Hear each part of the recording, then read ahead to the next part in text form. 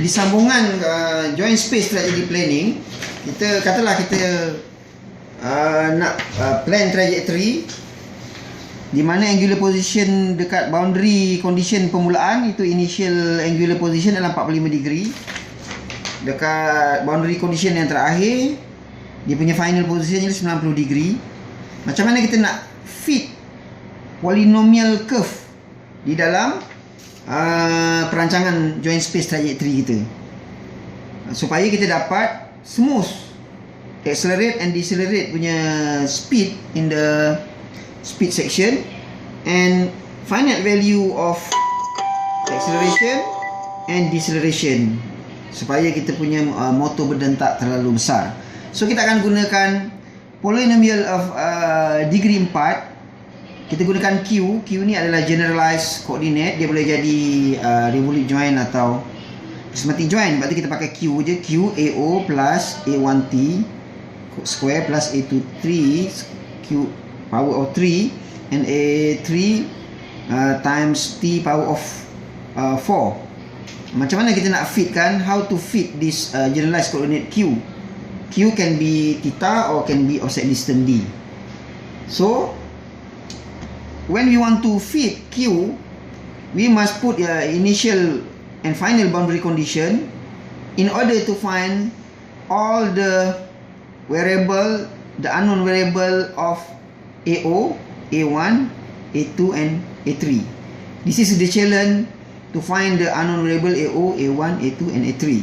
But it can be done by considering the boundary condition in our planning and time involved in the rotation of the motor. By knowing the initial position or boundary condition, final position or final boundary condition, and the time it takes from one position to another final position, we can solve our polynomial trajectory planning function by getting the unknown value of AO, A1, A2 and A3. So by what we do, actually it's not very difficult. We just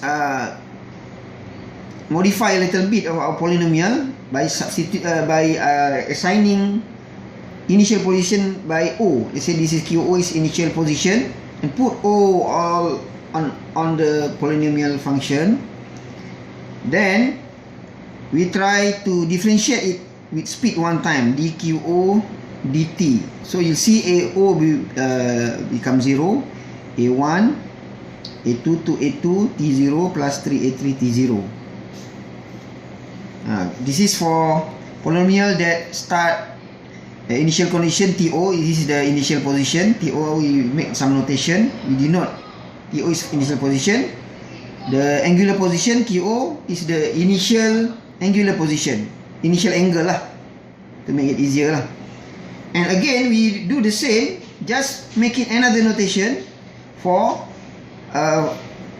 final boundary condition. This is the for initial boundary condition, or starting. This is the final boundary condition or ending.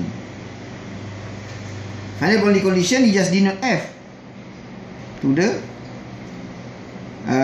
Q and time, but maintain AO, A1 because this is just the polynomial constant. And differentiate again, AO becomes 0, A1 2A2 TF, A2 A2 TF and 3A3 TF. So you will get a 4 polynomial equation at boundary condition, the initial and final. It is very easy.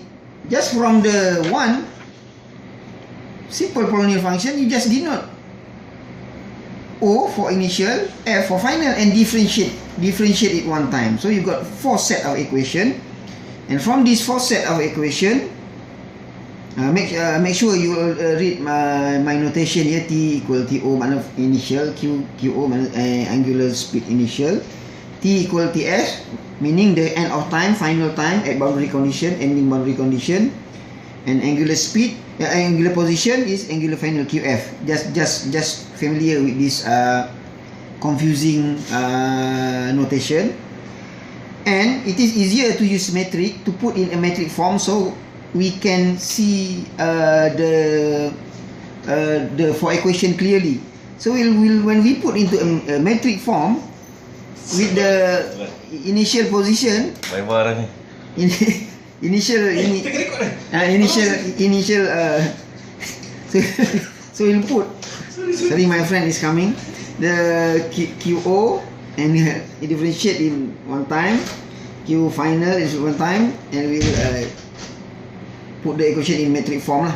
When the unknown, will arrange AO, A1, A2, A3. So it is easier to see the polynomial objectively, what we want to get, we want to solve for, to find the value of AO, A1, A2 and A3. Just arrange the polynomial in metric form.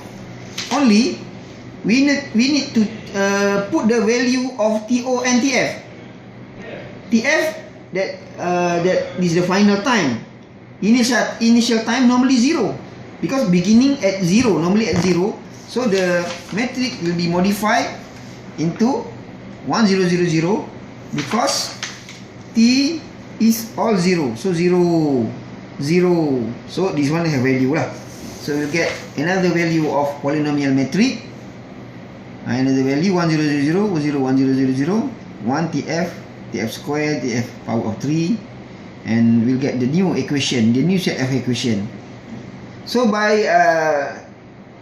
seeing into the metric, we'll know already AO is QO, A1 is Q dot O, I mean the angular speed, angular initial speed.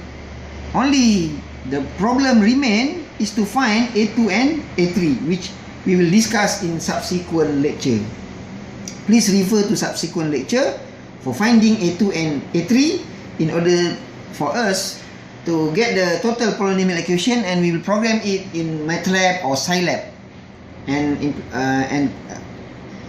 can be implemented in hardware, Arduino, whatever lah, for your final year project or robotic project. Thank you very much.